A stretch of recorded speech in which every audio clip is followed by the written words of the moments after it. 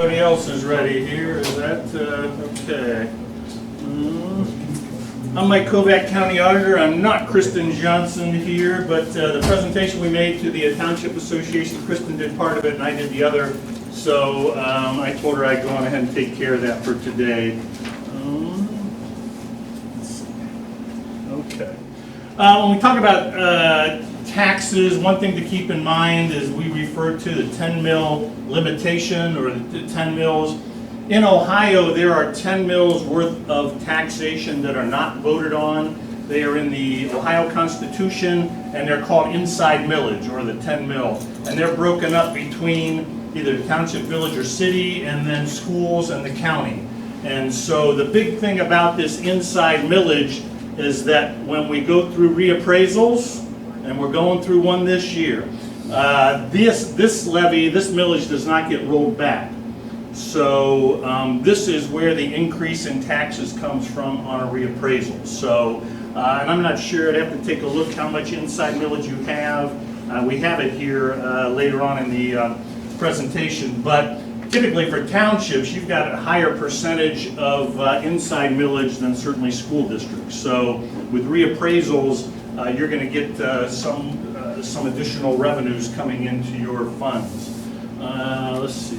So that basically, again, unvoted millage, it doesn't get rolled back. Voted millage is everything else, which is mostly what the trustees and the service departments can use, because that's what you can control. And so this again is anything outside the 10 mil limit, which is everything that you guys deal with. And again, the big thing about this millage is when you pass it, under Ohio law, you cannot collect any more money from the existing real estate in effect at the time of passage than you did at the time of passage.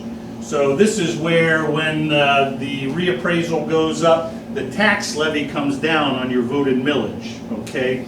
The one caveat, or the one thing that stands out here, you do pick up some revenue off new construction on this. So, but this is, and as you'll see when we go through your Schedule Bs, if you pass a 1 mil levy, you may be collecting at 0.5 mils now, because the real estate values have gone up substantially since the time that levy was passed. So inside millage, outside millage, voted millage, non-voted millage. Types of levies, it's actually not too difficult here. You've got an additional levy, a renewal levy, and a replacement levy. We're going to go through each of those just to tell you how they react. Mike? Yeah. Can I ask you a question? Sure. The last 2 slides back, you can leave it, that's fine. The millage, or the voted levies. Yep. So we're collecting $1,000. That's for all the levy we have out there. Property values have gone up by a factor of 2. We still only collect $1,000. The actual on the voted levy. On the voted levy, yeah. On the voted levy. You would pick up some additional millage off new construction, additional revenue off new construction. That was the question. So if we have 0 new construction, we only have 1 house in the district. Yep. And it doubles in value, we don't get any extra money. Correct. If they build a second house that has the exact same value, would we get double the money? Would we get the, you know what I'm saying? Yeah. I have to, let's see, how does. What happens is, okay, you collected $1,000 off that one house. The new house would pay at that same millage, so that would be additional. That would be additional revenue. So yes, if we had, it would be $2,000. So if we had a 2.3 mil levy, the new house would pay collect 2.3, even if the effective millage had dropped because all no. The new house would pay at the effective millage. Okay, all right, thanks. So, that's I didn't understand. Okay, thank you. Mike, another question? Yep. Yeah. Sorry. If you have any questions, please stop me, because it'll be much more interesting than this. So. Can you explain rollback? Yeah, and essentially that's what we're talking about. Let's say we've got that taxing district with 1 house, okay, $100,000 with a 1 mil levy, and just let's say this isn't correct, but let's say that collects $32 or $32. Okay. We go through the reappraisal. That $100,000 house goes to $200,000. Your 1 mil levy is now going to collect at 0.5, and you're still going to collect $32. That's the example with the one house, and that's the easiest to understand. So as that value goes up, the tax levy gets rolled back, so you're collecting the same amount on that real estate that was existing at the time the levy passed. Now, the thing that happens, this is an update appraisal, so you're going to see pretty standard increases across the board. What happens though, if you have a situation where you got a 20% increase in value, if your house went up 20%, you know, you're only going to pay increase on the inside millage. If your house went up 25%, your tax bill goes up higher. If your value went up 15%, you're going to pay lower. But from a fiscal officer's standpoint, you're going to collect the same amount of money. So, types of levy: additional, renewal, replacements. Additional levies, money not currently being collected. So every time you're looking for new money, you're going to have to go out with an additional levy. Actually, you could do a replacement, and these are to be collected over and above any existing levies. They're based on the current property valuation. State changed the law in 2013, I believe, and we'll go through this. Any levies that you currently have on the book, you're always going to want to renew. Because on that 1 mil levy that you're collecting $32.50 on, the state pays 12.5% of that for the homeowner. So even though the township is going to collect $32, the homeowner is only going to pay $28.50 or something like that. So because prior to 2013, the state reimbursed on what's called the non-business tax exemption 10% and the owner-occupied exemption 2.5%. They put that into effect when they passed the income tax as a give back to all the local governments to encourage them to do that. They took it away in 2013 because they thought it was getting too expensive. The state had other priorities than the taxpayers. So if you've got an existing levy, the state subsidizes that to the tune of 12.5% for the homeowner. So never ever let your existing levies passed before 2013 either expire or don't replace them. You're going to renew with additional money. So additional levies there. The renewal levies, again, this is just what we talked. You've got an existing levy. You're going to go back. You passed the levy for 1 mil. It's collecting at half mil because of the reappraisal. You just want to renew it. You're going to collect the same amount of money that you were collecting. Okay. Okay. Renewal with increase, and I think that's what you guys are looking at here. So again, you've got two segments of that, and that's the wise way to go due to the state subsidy on your older levy. So you're going to renew the old levy, you maintain the subsidy from the state on that, and then you're going out for additional monies. So, and again, when you go out for that additional money, you're going to collect that on the current real estate valuation and then go forward from there. Whereas that the renewal is collecting on, the starting point is the values that were in place when you originally passed that, 10, 15 years ago or so. This talks about the renewed millage will keep the rollback reimbursement, and again, it's treated as one levy. So when voters go to the polls, it's a renewal with renewal with an increase, and that makes it a little easier to understand too. Renewal with a decrease, this gets into some of the gamesmanships with tax levies in Ohio, unfortunately. You can actually have, a renewal with an increase or additional, we all understand, right? We're going to be paying more money. Renewal with a decrease, you can actually have a renewal with a decrease and still collect more money. Doesn't make a lot of sense, but it can happen. And this is because you may have the renewal going on. The original levy was passed at 1 mils. You're now collecting at 0.5 mils. But on the ballot, you're looking at 1 mils. You're going to renew that levy with a decrease to 0.75. You're going to collect more money. All right? Because that 0.75 is collecting on the, you've raised it up. So, So your actual collection is higher than what your effective collections become. correct. Yeah. So this is, again, and again, because of the verbiage, everyone's expecting a decrease in what they're paying, but that may not necessarily be so. It depends on the numbers that are involved there, so. And all that would still get the same rollback if it was pre-2013. Correct. The replacement levies, and again, we talked about these before, but when you're going, you've got that renewal now at whatever it is, and so now you're going to go out and you're going to collect that at a new amount, or you're going to replace it. You pass it for 1 mil, you're collecting at 0.5 mils, you're going to replace that levy. Essentially, it's a brand new levy, and you can set that millage back up to the original amount. But unfortunately, due to the state law, you're going to wipe out the subsidy from the state. Again, it's based on the current year values. It's going to increase the, what you collect, but again, you're going to wipe out your subsidy from the state, which is why we don't recommend replacement levies anymore.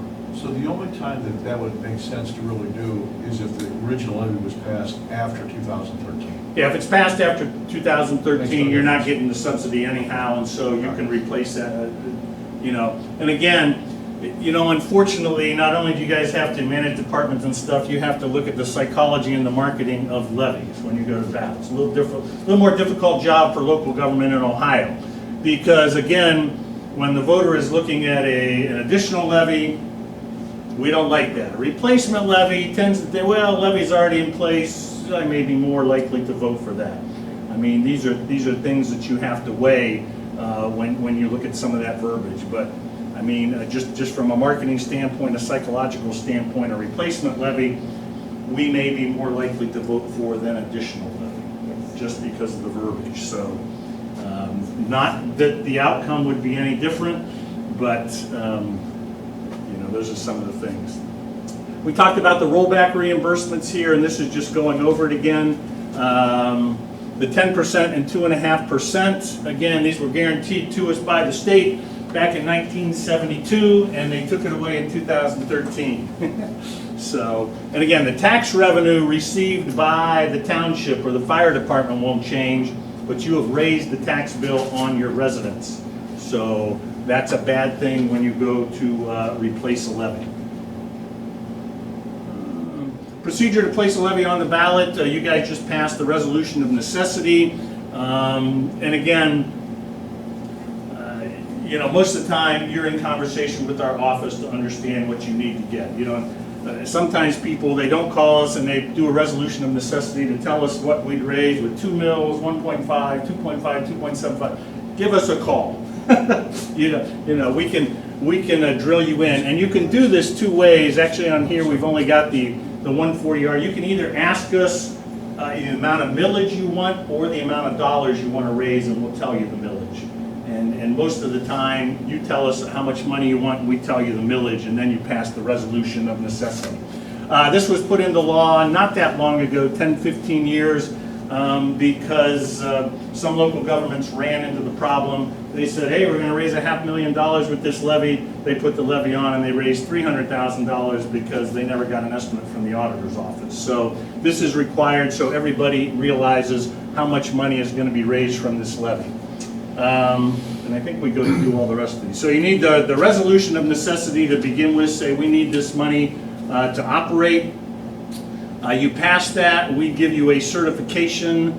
This again just talks about, and again, I mean, that's what that young lawyer is here for. You have to list out on your resolution what that levy is specifically for. And you can't make them up. You can't say, we want to pass that levy because we want to put a pavilion and a park out here. Not good enough. You'll get rejected from the ballot. So you have to go into this ORC, and there's letters A through Z and maybe AA, and you have to find a specific reason for that levy. and I think you guys may have run into that over the past 10, 15 years. There's a levy on the ballot, and it may not have corresponded with exactly how the money was being dealt with. So you want to make sure that to pick out that specific one and then to follow that going forward. We need to talk about the type of levy, which we talked about, and the length of levy. So again, you've got your 140R coming to us, and that's asking the county auditor to certify the amount of valuation, number of mills required to raise a specific amount of money. Same thing. Once we get that, we're gonna formally tell you how much that's gonna raise for you. It's the sample 140R, and we're gonna get that back to you. Once you get that back, then you need the resolution to proceed, saying we understand how much this tax levy is going to raise. You now need to pass another resolution saying we are going to go on ahead and put this on the ballot. You're done with us at this point. You don't need to tell us that, but you need to include the rate of the proposed levy. The important part, yeah, you need to get this to the Board of Elections. And again, you need to have it there, I believe, 90 days before the next election. Used to be 75. State thought we local governments were a little spendthrift with our money, so they wanted to make it more difficult to get on the ballot. They increased it to 90 days.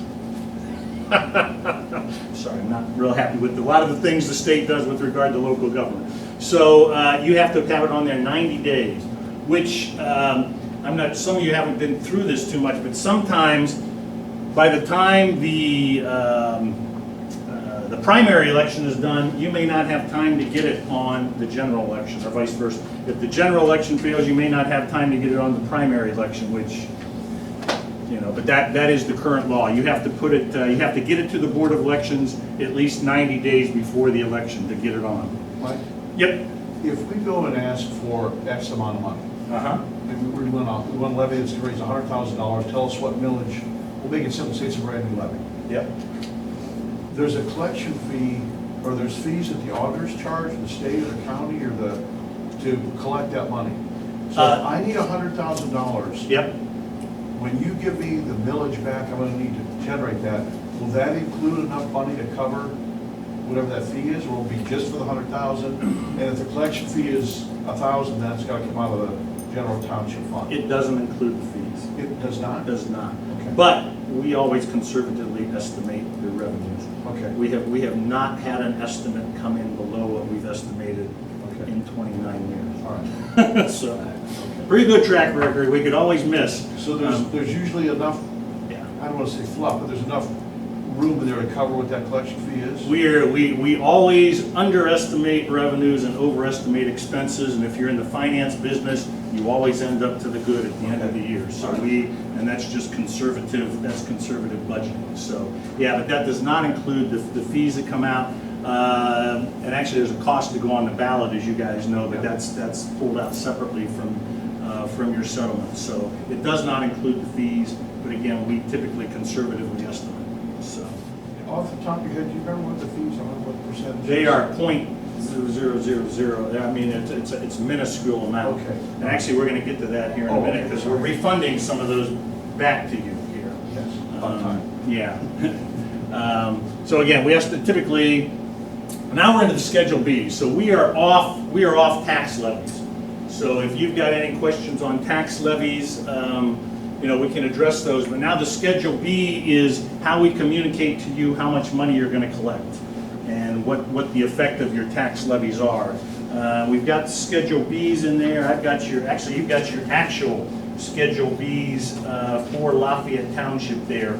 And again, Lafayette Township is comprised of a number of different tax districts, but this is how we show the annual tax revenue that you're going to receive. And again, we typically estimate that revenue at 98%. We don't know how many people are not going to pay their taxes each year, but we try and build that in. Even when we had the Great Recession back in 2008, I'm not sure that we hit 2% on non-collections. So these are normally pretty good. This is just an example. So, but for you guys, your district 20 and 21, if you want to look at it, that's your main district from which you collect taxes. And you can see on there, yeah, it shows general fund, and you go over the full millage is 0.4 mils. Road and bridge is 2.6. That's the full millage. And these are too small for folks to see. But those are your inside millage. So Lafayette Township collects 3 mils of inside millage. So when we do the reappraisal later this year, on the increase, you're going to collect additional monies on those 2 levies, in your general fund and your road and bridge fund. With that in mind, and I'll go over the numbers that the state has directed us to do at this point in time. Again, depending what your funding situation is, you may want to take that in mind when you're splitting up your inside millage. Now we've also got a police levy on there. That was for 2.3 mils. It was first placed on the tax roll 2017, and the last collection, let's see, 2022. So that levy looks like it's due here. That's the one you have. Okay, all right. So at 2.3 mils, if you go over the effective rate there, it is collecting at 1.88 mils right now for residential. That 1.723 below is what it's collecting on commercial and industrial. So the one above is residential agriculture. And then it shows you how much you collect from the residential agricultural properties.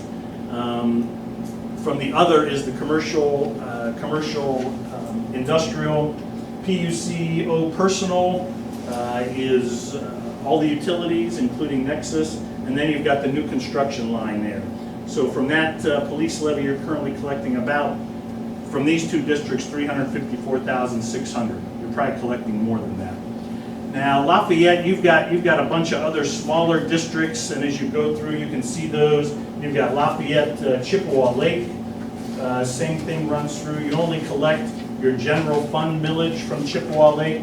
They don't pay on the road and bridge because they're paying road and bridge within the village. And then you have District 53, which Medina City, Lafayette Township. And there you're collecting general fund and police levies. And then the last one is Medina City, Lafayette, District 58. You've got District 53 and 58, which are slightly different. And I think those were put together because of commercial Medina County Economic Development. They did special districts there for development. And I forget which of these is which. So, but you have these different districts. Then the last one we have is the Lafayette Township Fire and Rescue District. And it shows the districts up above. That's Lafayette, looks like Chippewa. Is that Gloria Glens also? Is that 40? I'm not sure what all is included in your district. But there on the Lafayette Township Fire and Rescue District, you've got the fire and ambulance levy, continuing levy, and then you've got a bond levy there also. And it's got the years that they were implemented and how much is being collected on those. So that is how we calculate out the monies that you're going to collect off your different levies, and we pass that on to you, and that's also how you can keep track of your levies and such. So on the fire and ambulance levy, Yep. one from 2002, okay, it's a 3.5 mil levy, and it's effectively collecting now at 5797. Yep.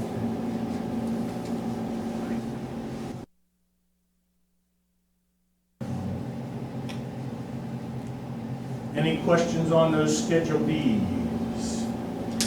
Okay, and that's the rest of this. This just goes through Schedule Bs, but we had, I guess that was the last.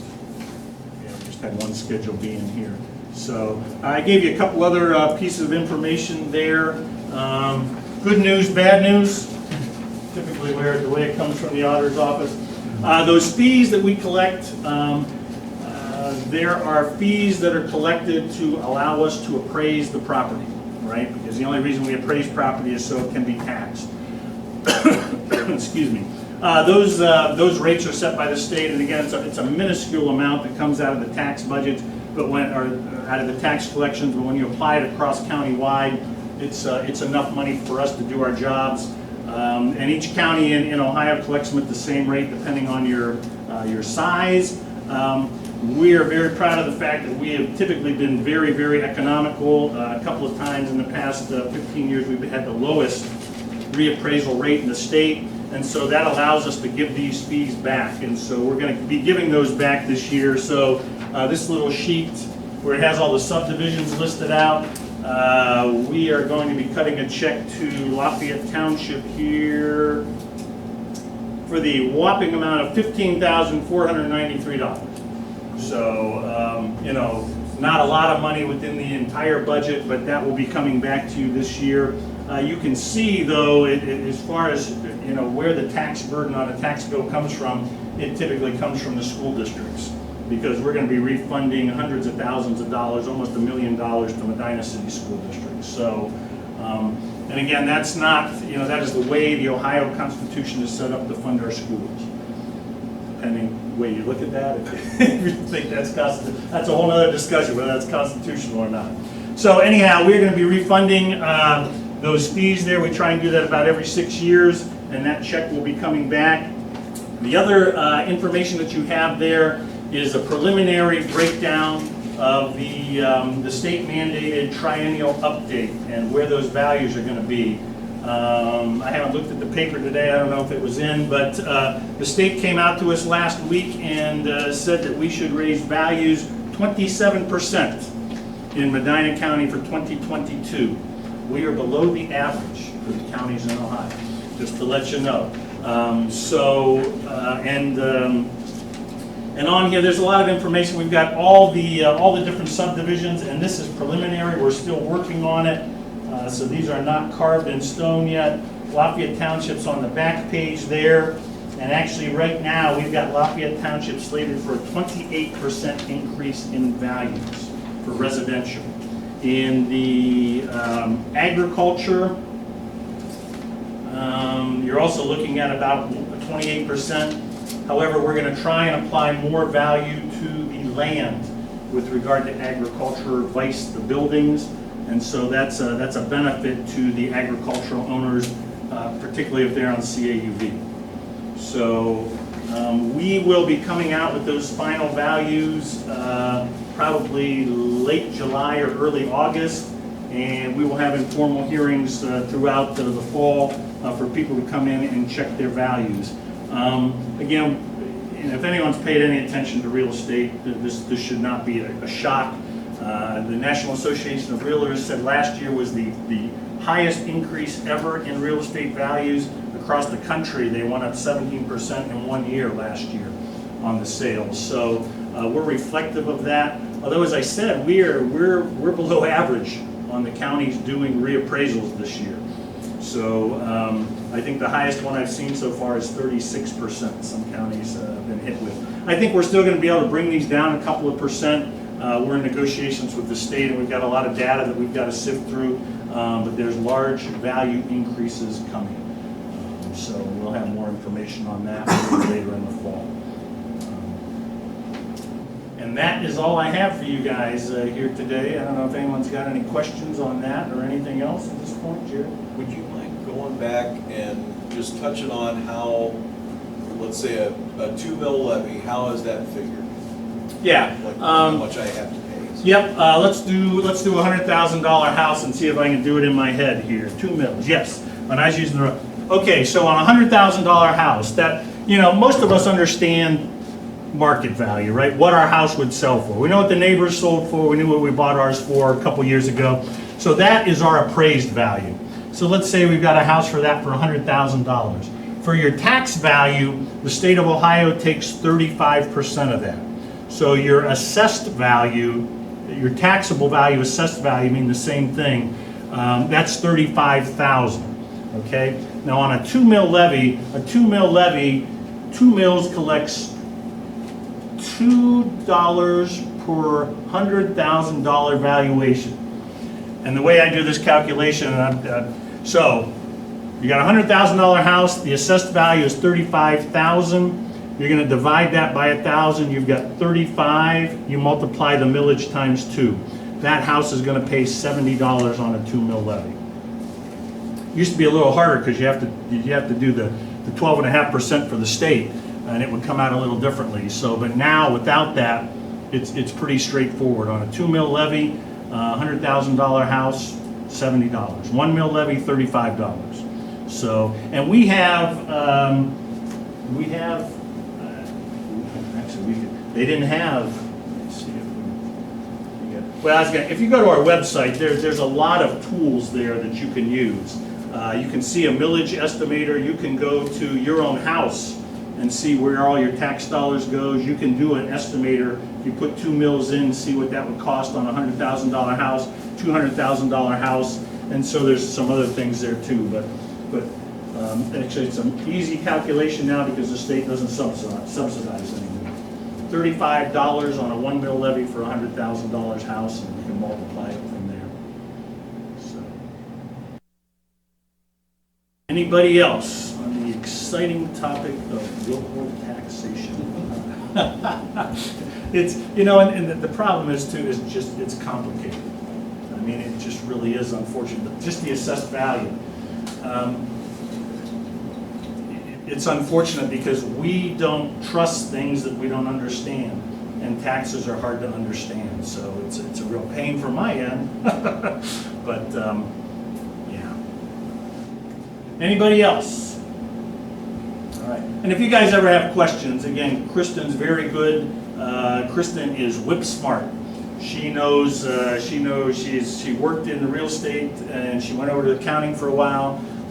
She's handling the settlements now. She's back in real estate, but she is an expert in the field. So Dennis DiCamillo at our office, too, chief deputy, also recognized as an expert throughout Ohio, and I have commentary occasionally. So, but yeah, so never hesitate to call. We're glad to answer your questions because it's just not easy stuff.